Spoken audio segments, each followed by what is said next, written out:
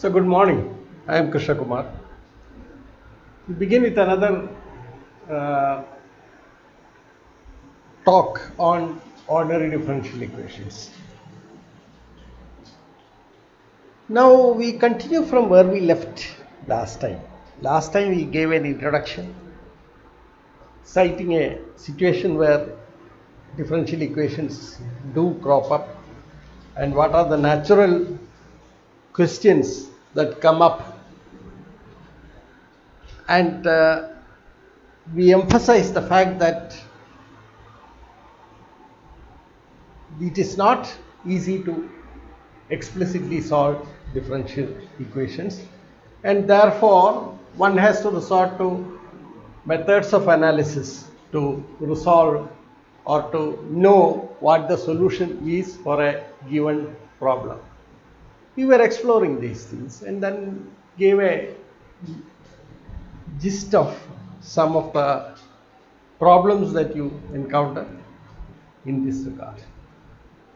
Well, as and when we take up these problems, we'll give more details about it.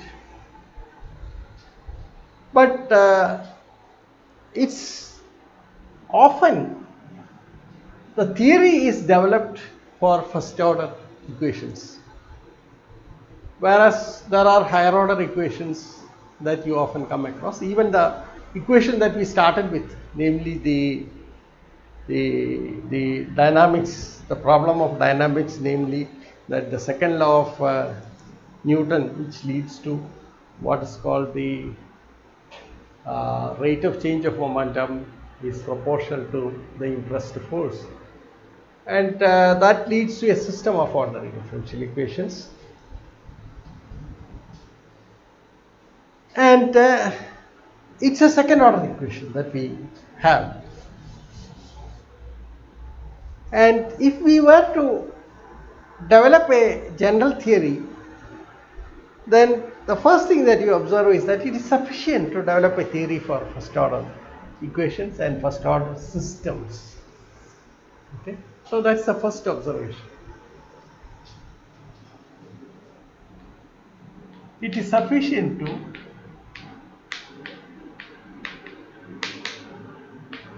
to develop a theory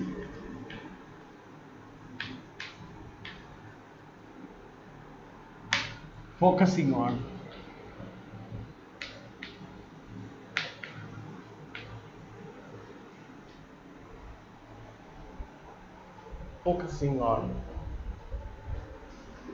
first order equations.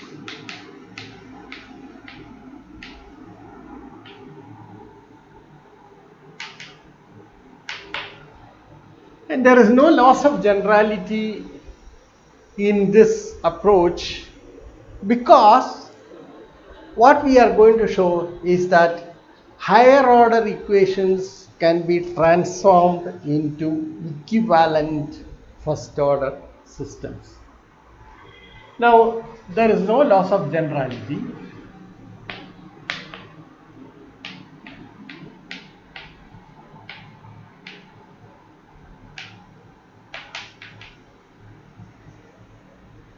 In this approach, because higher order equations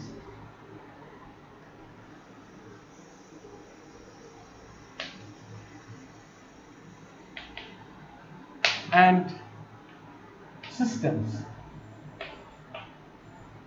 can be reduced to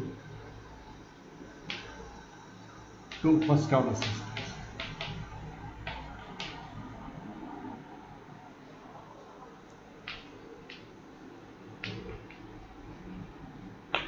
And if we have a theory developed for first order systems,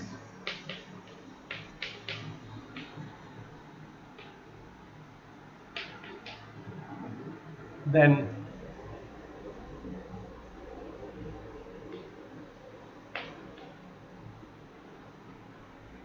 it takes care of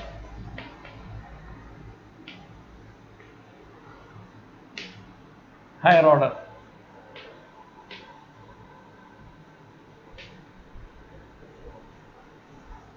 order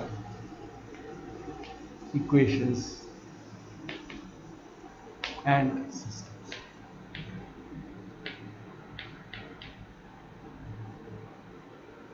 Let us now, we will do it more systematically later, but we'll give an idea how this comes up in the case of the equations that we have already looked at. Suppose we have a second order differential equation. Suppose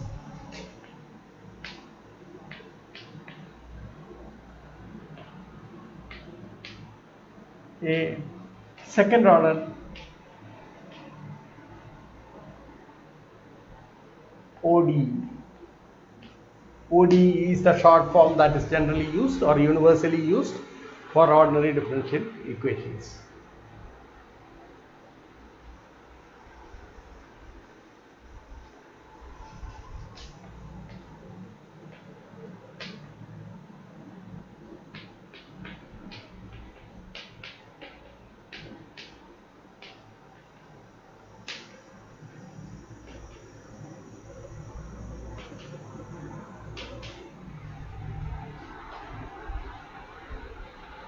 Given by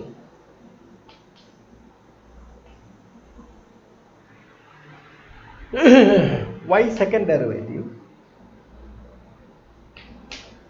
equal to a function of x is the independent variable, y derivative, where f is an arbitrary function.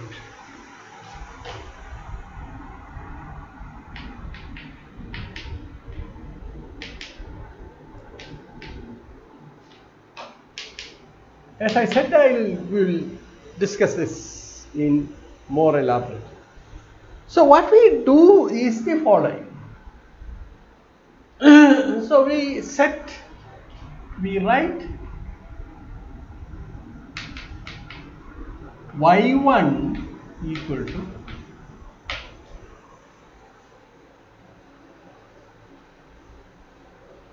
and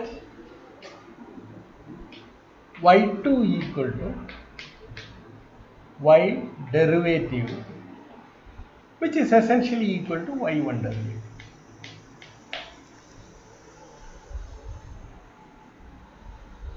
With this choice, what we have is that the equation reduces to then the given equation, say called 1.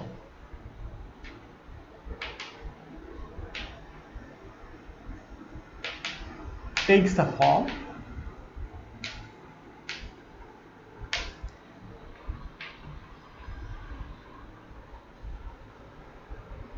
y2 is y1 derivative, therefore y second derivative is y2 derivative equal to f of x y1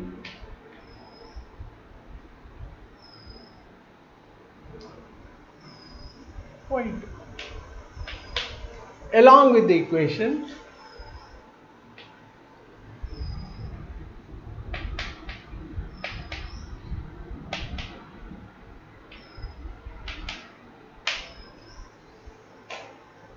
y1 derivative equal to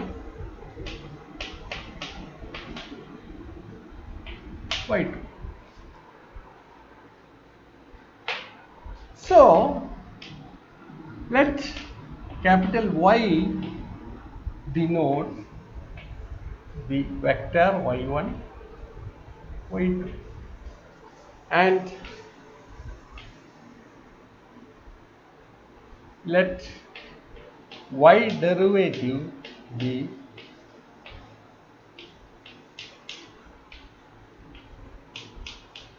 derivative. Then these two equations, that is these two functions. Then 2 can be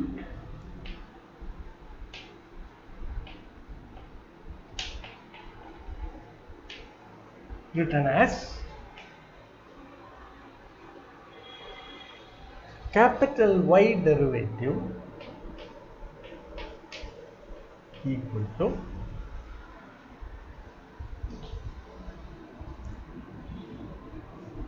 y1 derivative y2 derivative, which is equal to, what is that? Y1 derivative is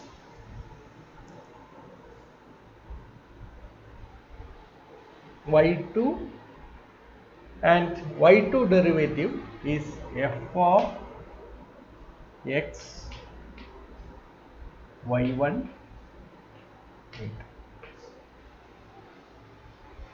which you can write as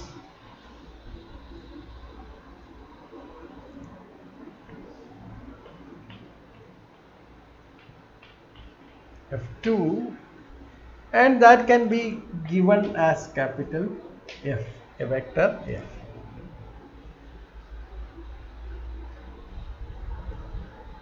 So what is the outcome? The outcome is that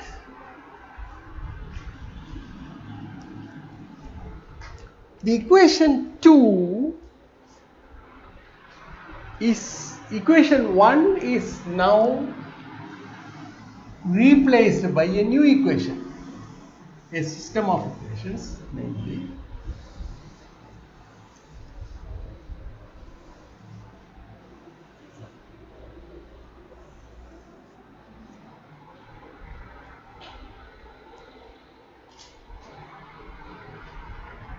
thus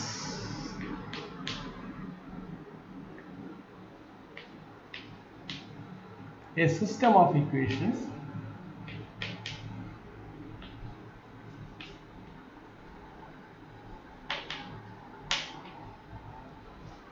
related to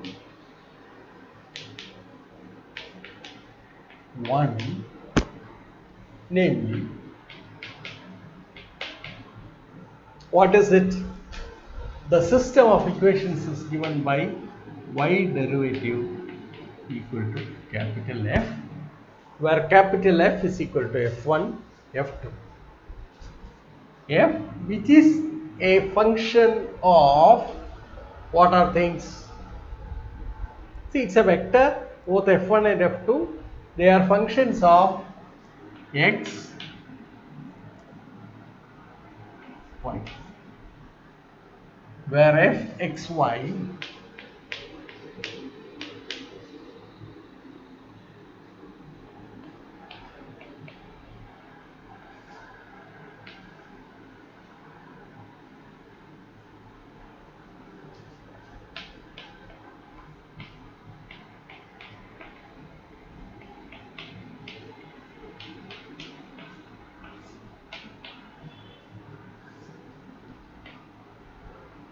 y2, and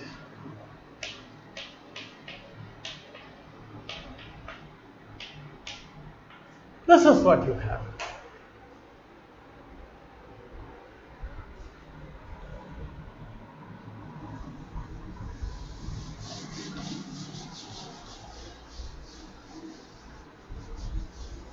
Therefore, you see that the given second order equation is now replaced by a first order system.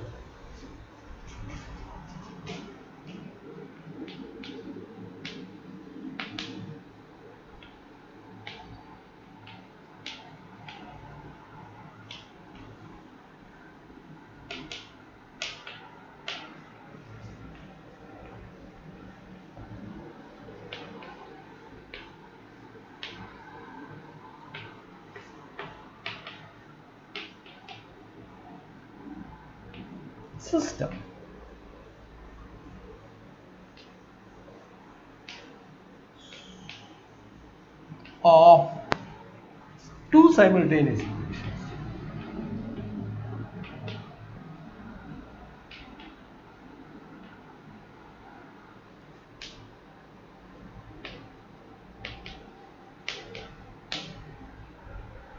Now you see that the theory, if the theory developed for the first order system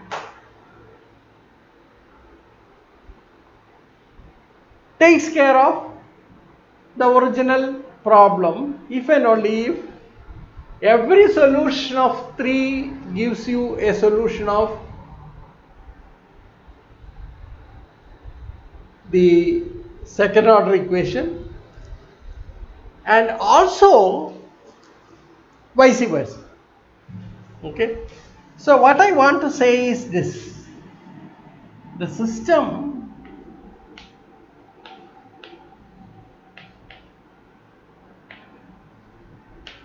three is equivalent to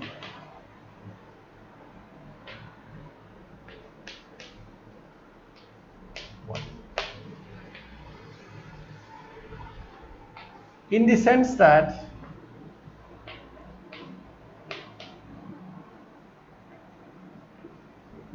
every solution of 3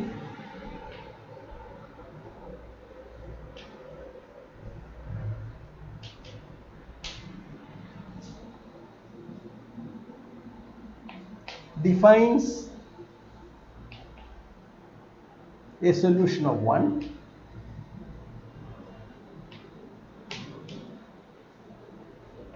and vice versa.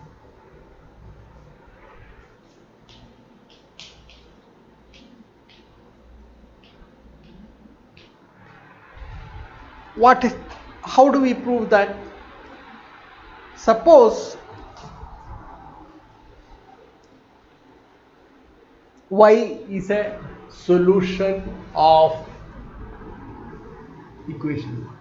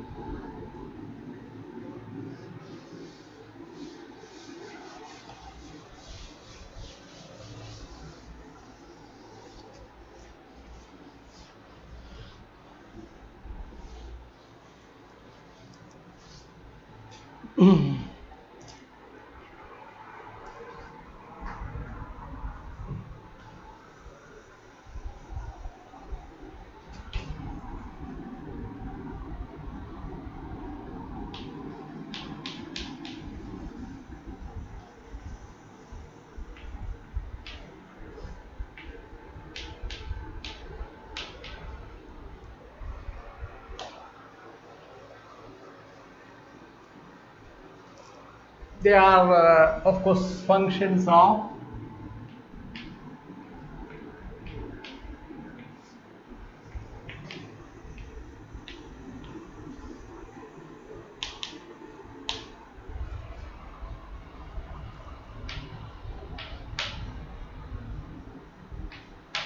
then we have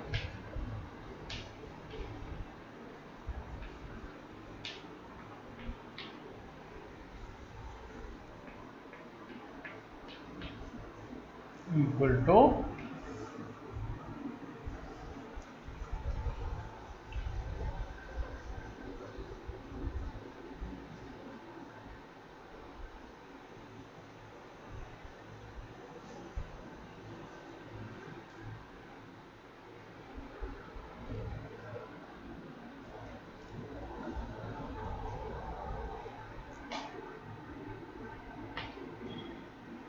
z2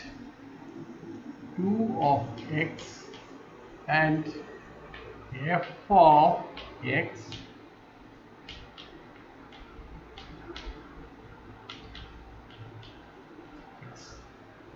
This is it. What does this mean? This implies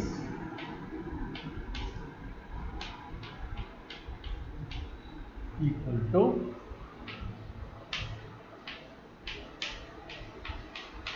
and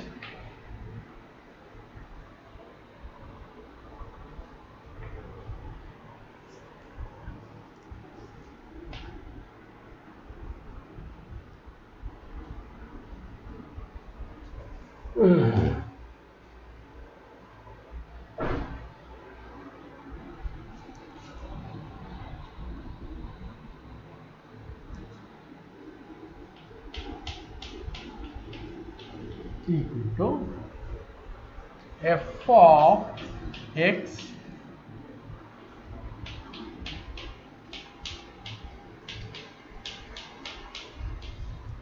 which is equal to f of x.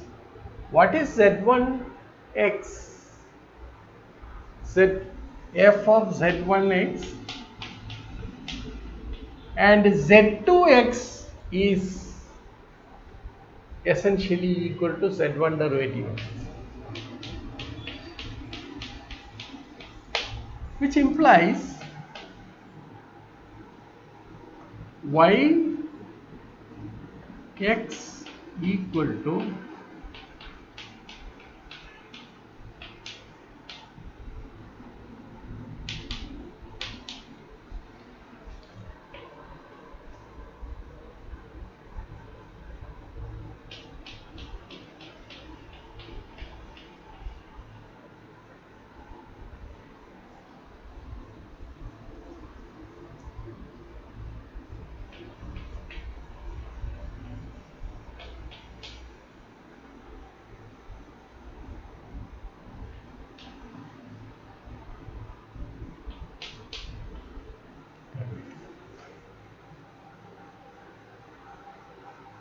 okay.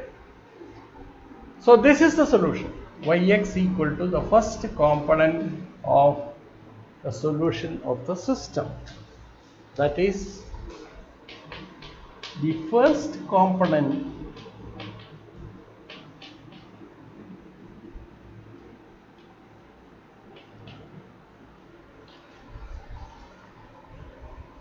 the solution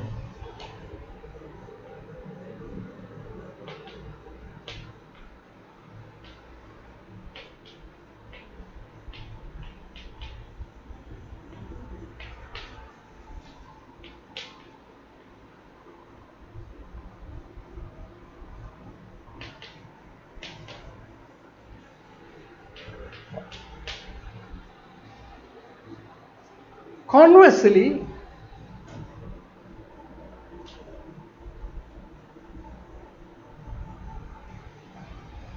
If z is a y equal to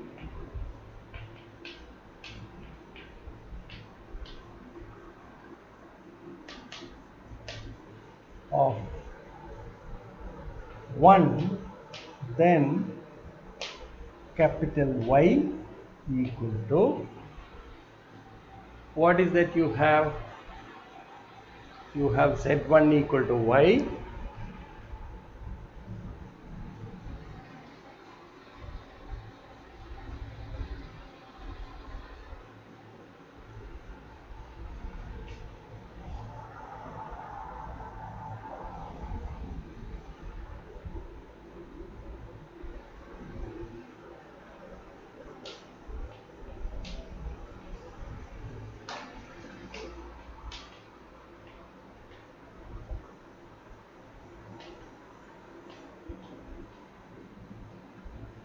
solution of.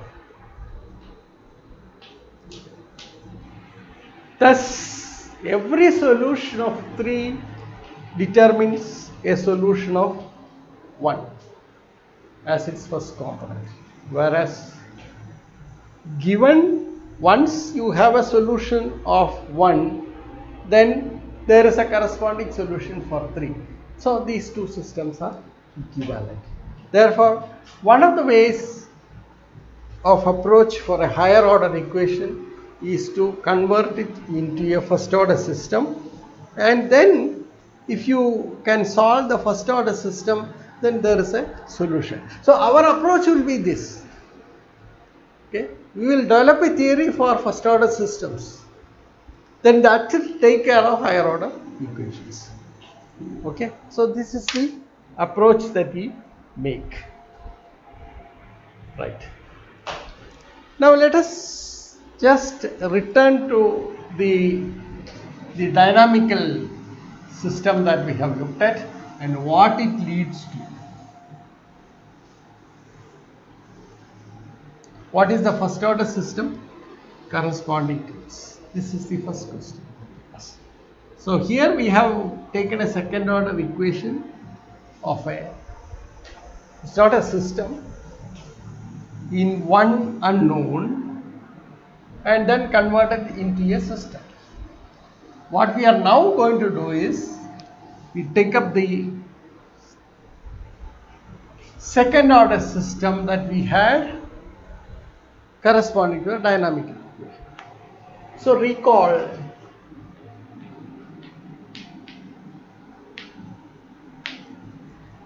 the equations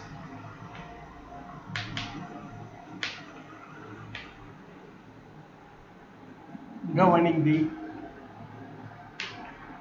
the motion of a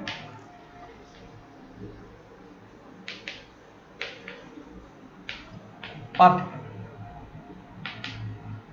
This is given by, assuming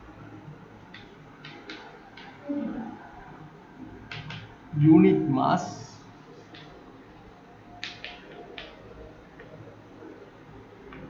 the equation is given by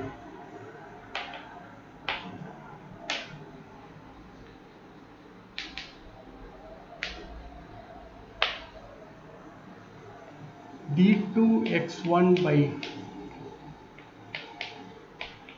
equal to f1 of t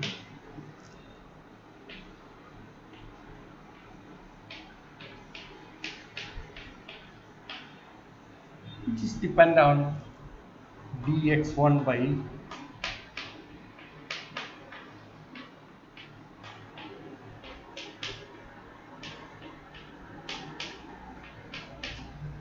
similarly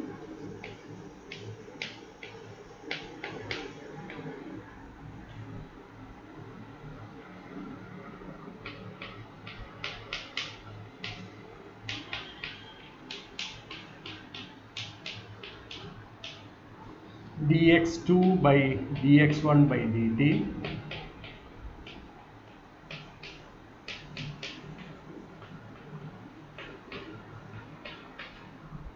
similarly the third equation is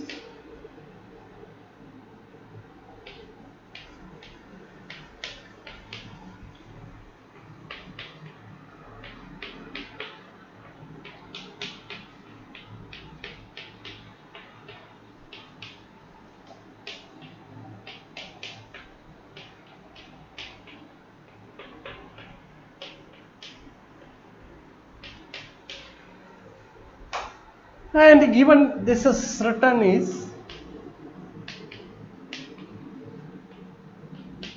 written in the vector form,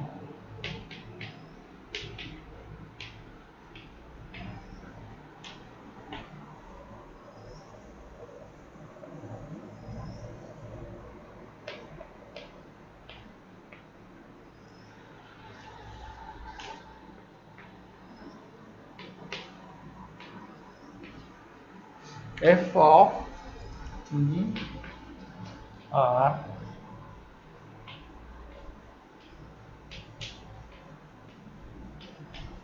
dt. This is the vector. So you have got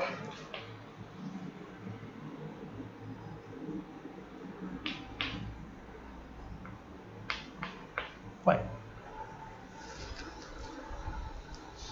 Now what we do is we want to convert this into a first order system. What do we do? See, again we will use the the language that physics often adopts. We will introduce three dependent variables. V1, V2, V3. Okay. What one does is this. We write V equal to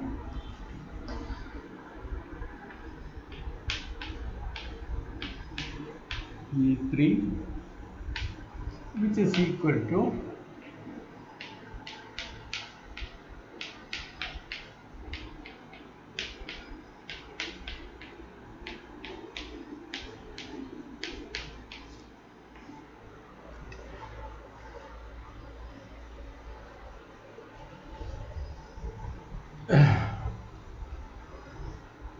of course what you have is here R is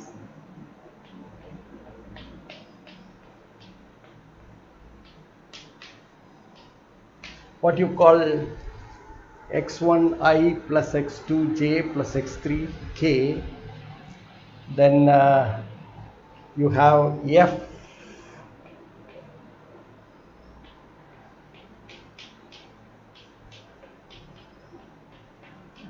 these are the components of the force that is acting on the system, and V is given by V1, V2, V3. These are the components of that. So that you have, these are the vector representations of the position vector, the velocity vector, and the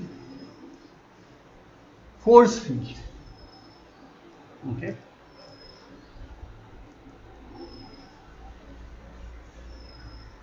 Right.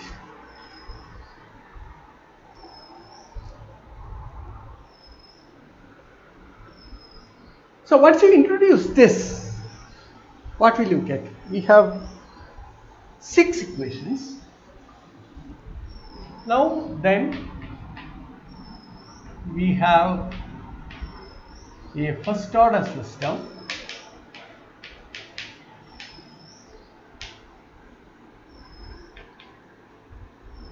equivalent to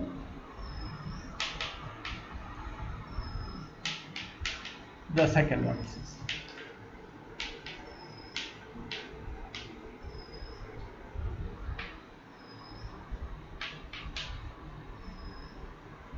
Namely, we have dx1 by dt equal to, what is it? It is v1. v1 dx2 by dt dx3 by v3 and dv1 by dt equal to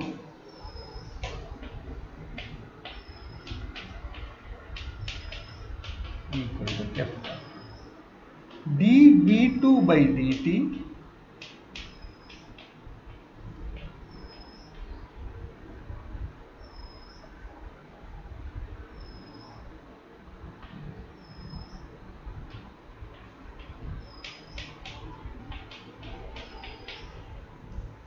f1 is now a function of t, x1, x2, x3, v1, v2,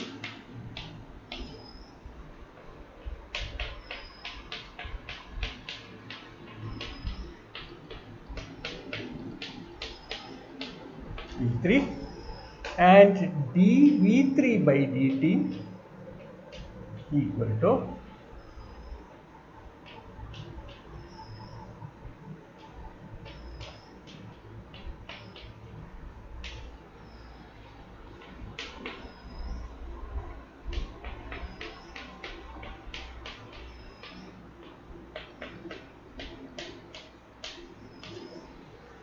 or if we use the vector notation, let x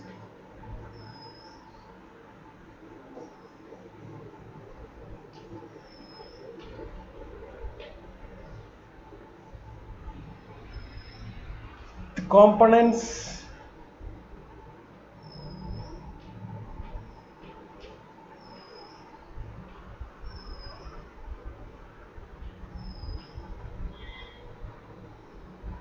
E3.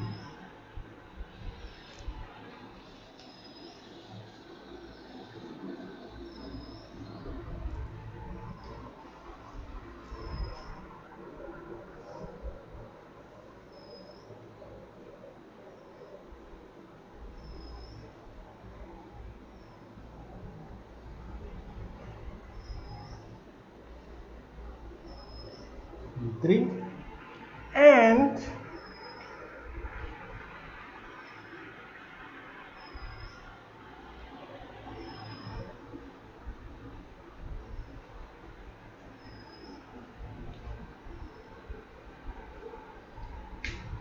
F tilde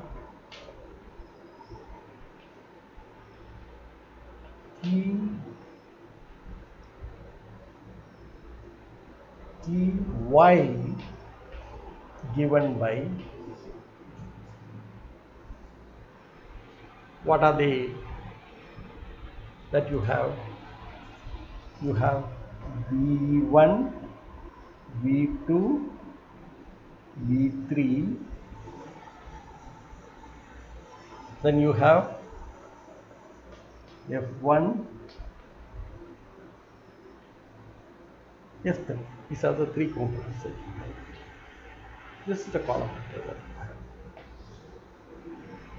Okay. With this notation, what one gets is this.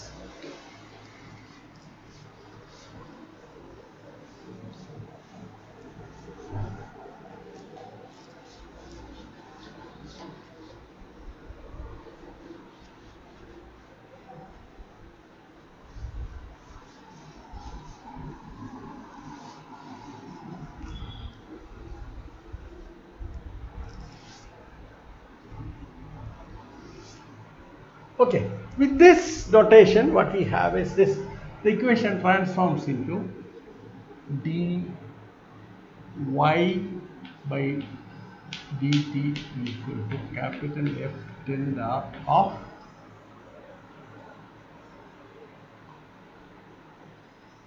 t while, where y is equal to, it has two components. What is that? This is, it has v as well as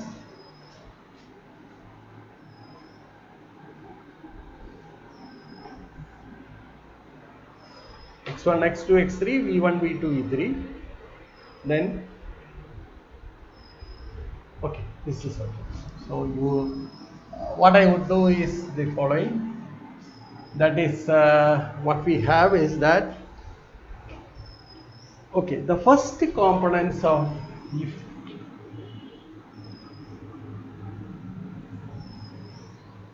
suppose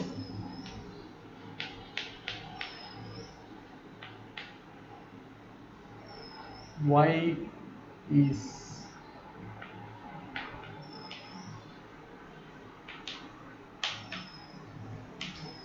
a power system,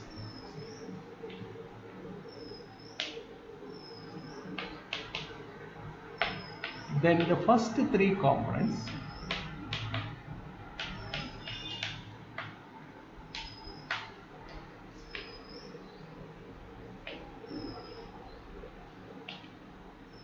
give the solution of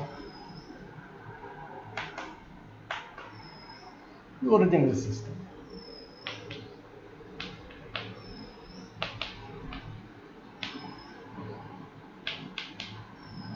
Conversely, if the original system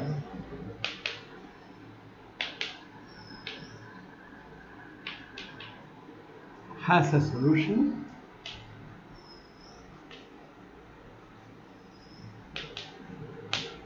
x, then y defined by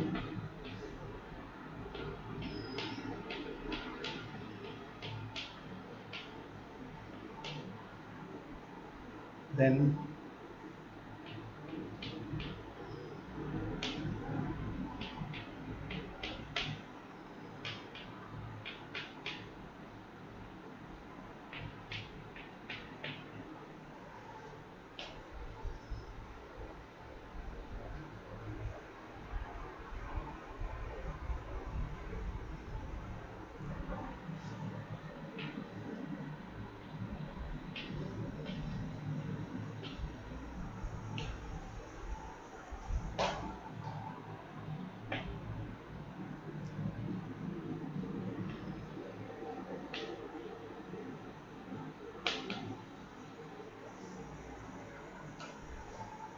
a solution of the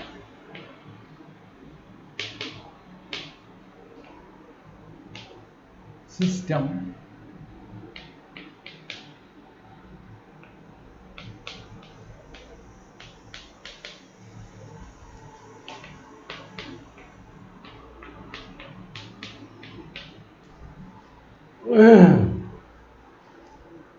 so the two systems are equivalent. So the advantage that we gained is to have the order of the system reduced. However, this is done at a cost, namely it's a new vector system in which the components of the system has been increased. So one can always replace a higher order system by a equivalent first order system.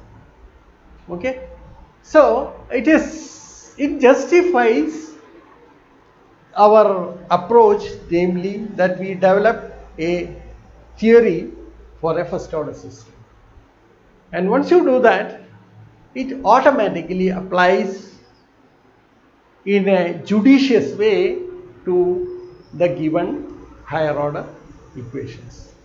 Okay, you can draw inferences about the solution of the higher order equations or higher order system from the information that we gain from the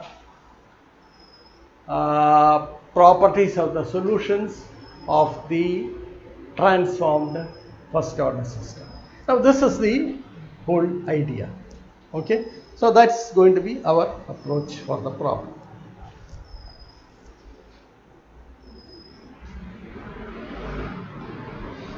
So that is one thing that I wanted to say.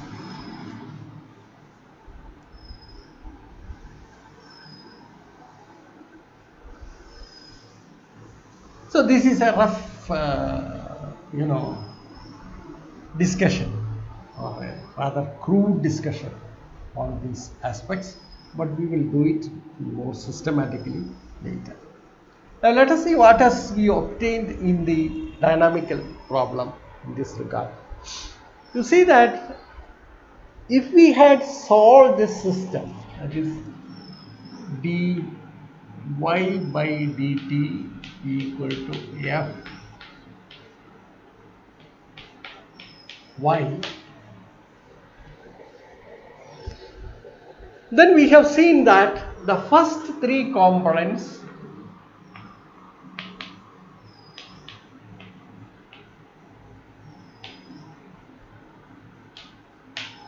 y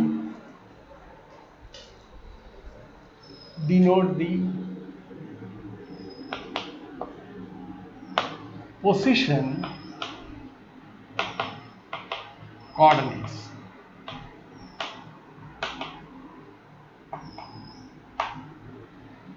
The next three components represent the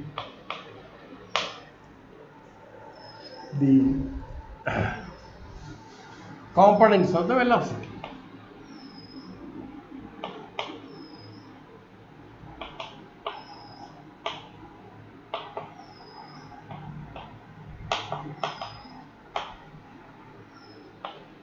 Particle at the instant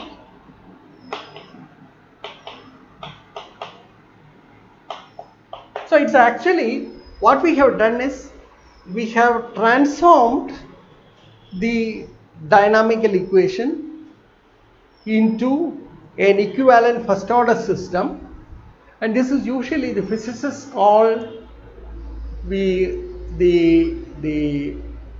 as I said in the beginning, that the particle if you know its position and its velocity. So what you do is you map the whole thing into a 6-dimensional phase plane. Okay, So what we are doing is that we have the information about the particle. So we know that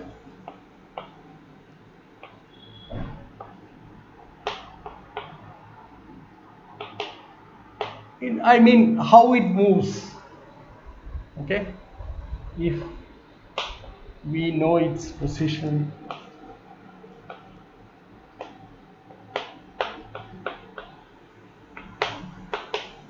and its velocity.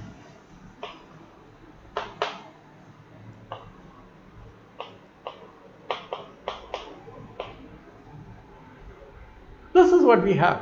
If we know its position and its velocity, then we know the particle. This is the general understanding of physics.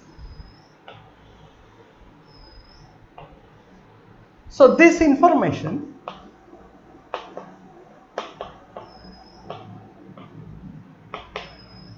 can be identified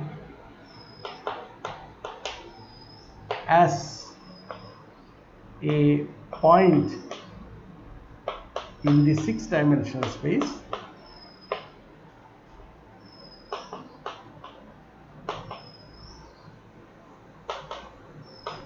phase plane.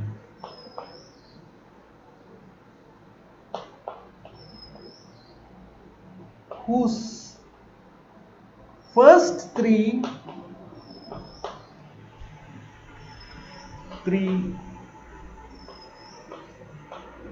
components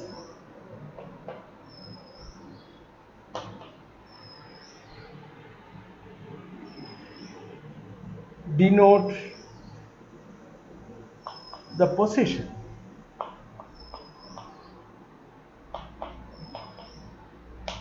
and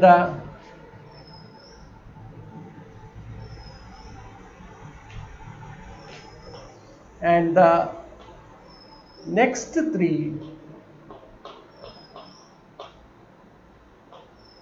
components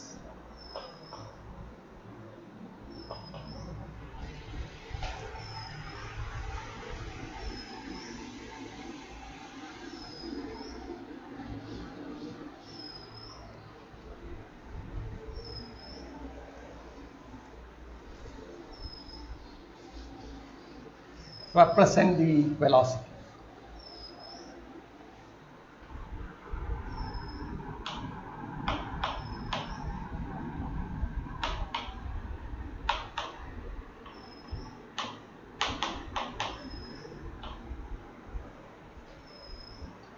So what you have is this. This is what you have: x1t, x2t, x3t,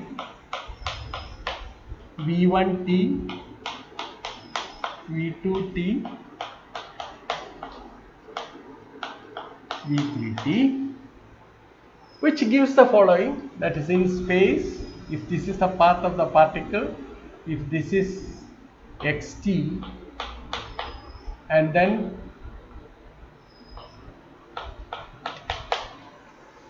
these two vectors are put together to give you a point in the 6-dimensional space, and this is what is called a point in the phase plane. Okay, so it's physically they do it, but then mathematically also what we do is we transform this equation into a first order system, okay, whose solution will give you a point in the phase plane. Okay, and that is having component, the first three components x and the next three components given by. So it is enough. So for our general theory, what we do is the following.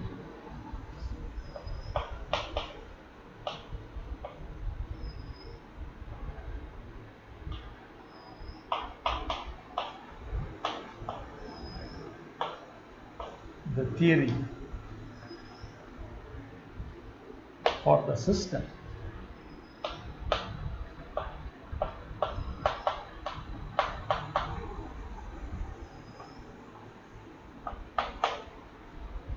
first order system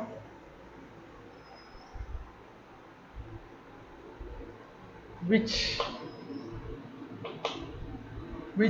would take care of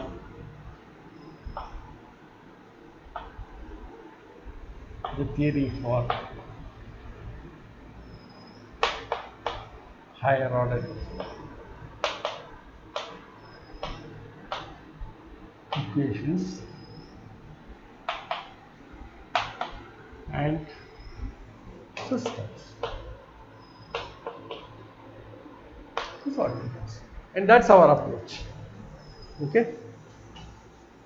Therefore, we begin with the investigation of first order equation. Now I want to make some remark about the initial conditions.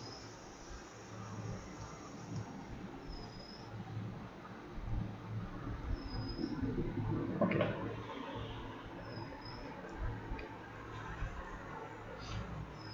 As we shall see soon, that given the differential equation y derivative equal to f of x is the independent variable, y is the dependent variable.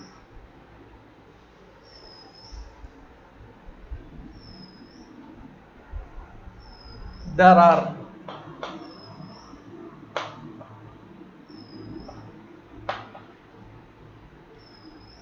several functions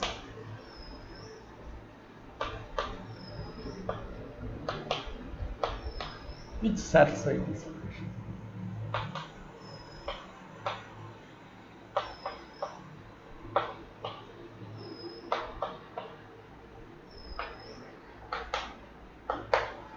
Now the problem is how to isolate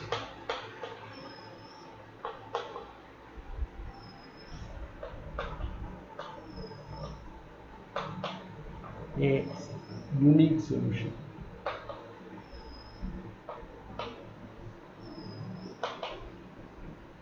This requires further conditions. For instance, if we impose a further condition that y at some x naught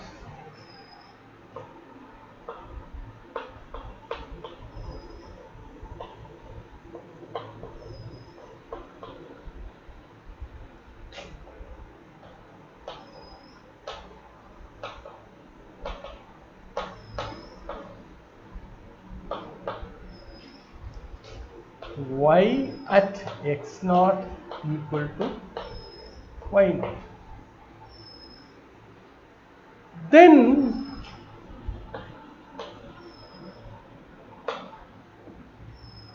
under certain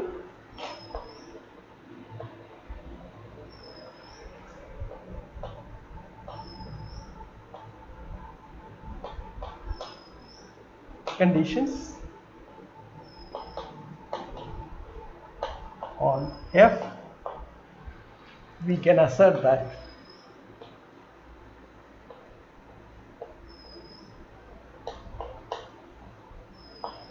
there exists exactly one solution of the equation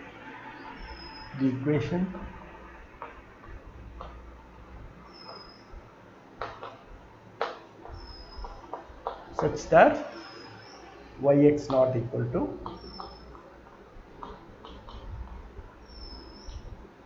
see, you cannot put more conditions. So that means on the function y you are putting a restriction at x equal to x naught. Okay. So already, therefore what it happens, so you see that y derivative at x naught is f of x naught y at x naught. So y derivative at x naught is automatically fixed. So you cannot give another condition on that. Okay. You cannot arbitrarily give a condition. You can give a condition on y derivative at x naught only given by as dictated by this, because we are insisting that y is a solution of the differential equation. Okay. Therefore, this is the optimal condition that will enable you to isolate one solution from among all the functions that satisfy this equation. You will see this in a very systematic way soon. Okay, so such a problem is what you call an initial value problem.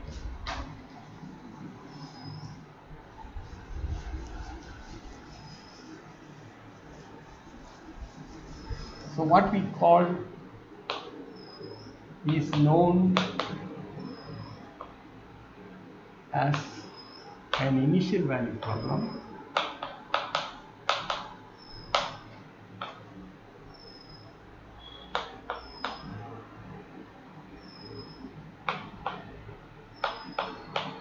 for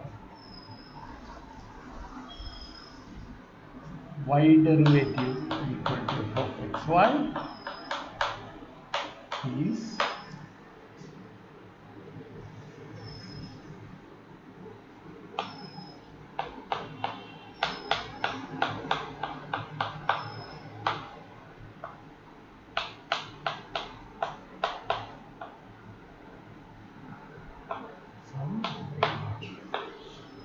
now this is what you call an initial value.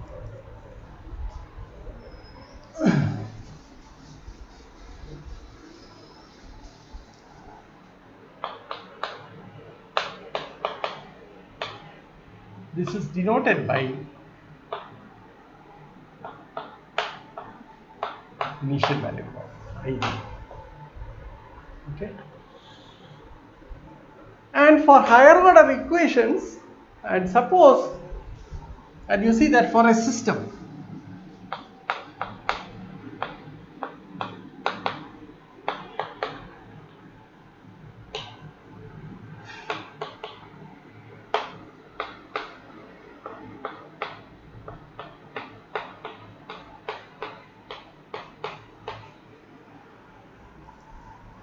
where y equal to say y1, y2, etc. yn,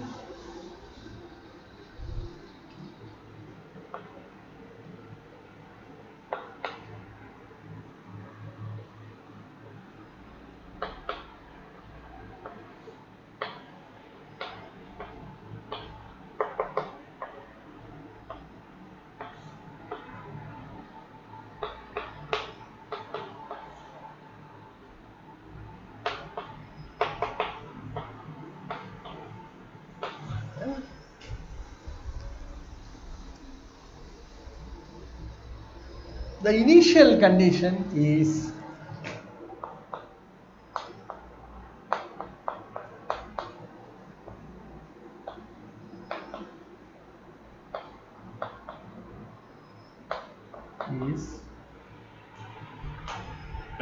y at some x naught equal to a vector.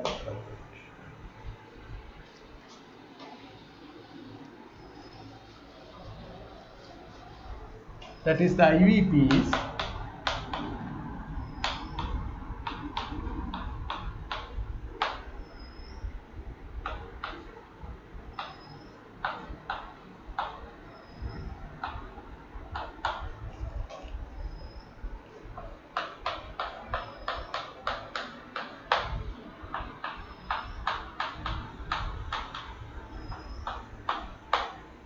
now this is the general form of the problem.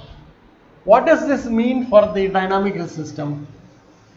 For the dynamical system, this means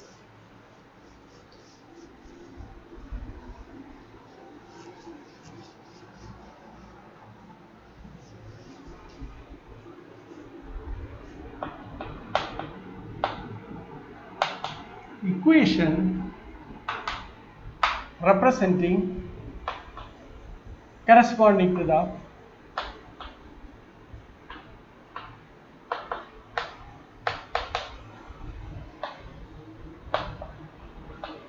motion of a particle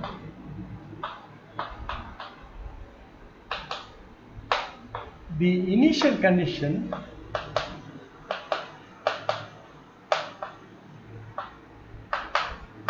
translates into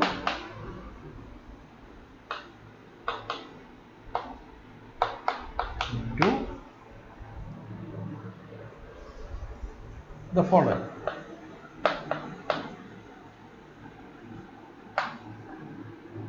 What is it? That's x derivative x at t naught equal to x naught, and x derivative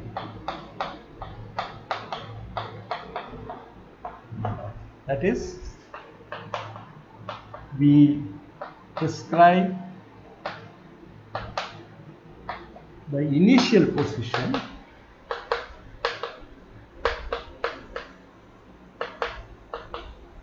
and the initial velocity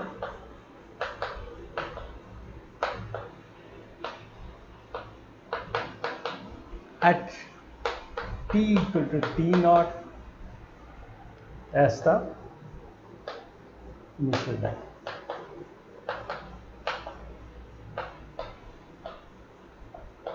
So in general, what happens is, suppose you were to convert an nth order equation to a first order system, then what you prescribe as the initial data is the value of the function at its n-1 derivatives at a given point. Therefore,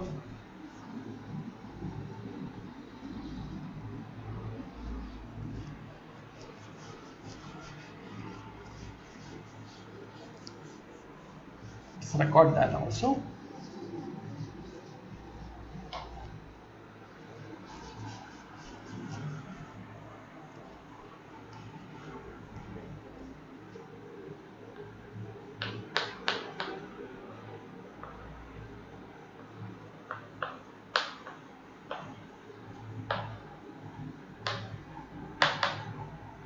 Nth order equation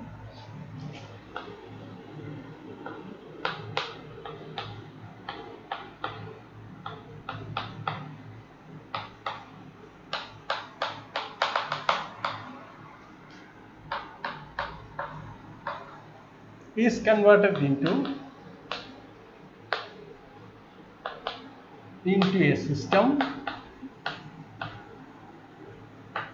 into a first order system,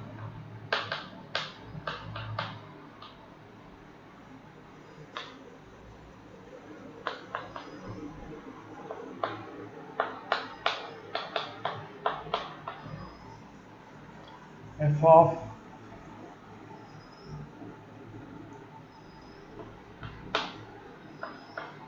y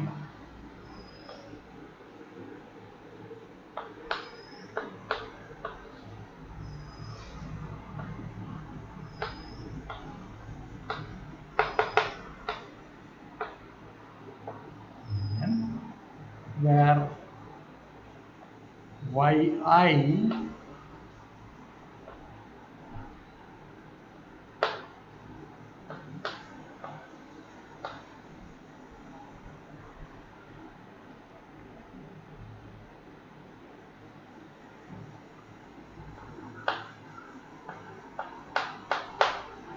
the I minus first derivative of, so that when I equal to y2 is equal to y1 derivative, and so on, for I equal to 2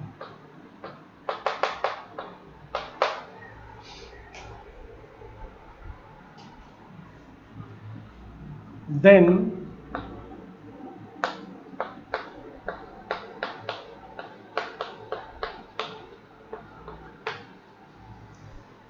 we fix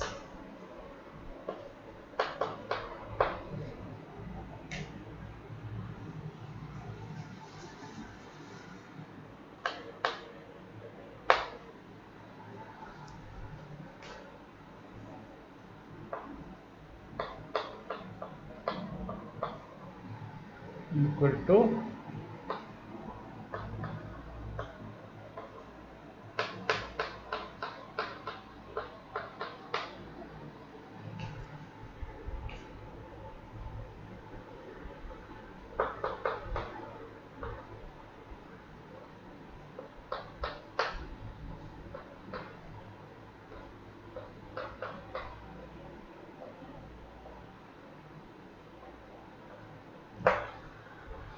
This is the initial data. So you are prescribing essentially the value of the function, the value of its n minus 1 derivatives at the point x equal to x. That's the initial condition for the equivalent system. Okay. So this is something that we should bear in mind. Now I think we enter a phase where we are going to do things very rigorously. So our strategy is now develop the theory for the first order equation,